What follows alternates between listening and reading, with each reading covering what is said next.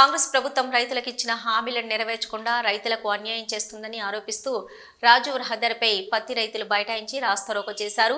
7,100 ఉన్న క్వింటాల్ పత్తి ధర 5,000కు పడిపోవడంతో నష్టపోతున్నామని ఆవేదన వ్యక్తం చేస్తున్నారు. తమకు ప్రకటించిన మద్దతు ధర ఇవ్వాలని డిమాండ్ చేస్తూ రహదారిపై రాస్తారోకో నిర్వహించారు. పోలీసులు రైతులకు నచ్చజెప్పడంతో రైతులు రాస్తారోకోను విరమింపజేశారు.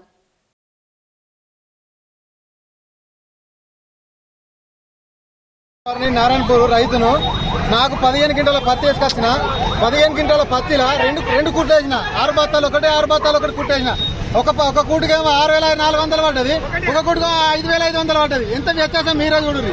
నేను ఎంత నష్టపోతున్నా. నాకు కాబట్టి ఇప్పుడు చైర్మన్ కానీ అర్థశాలు కానీ వచ్చి మాకు రైతులందరికీ న్యాయం చేయాలి.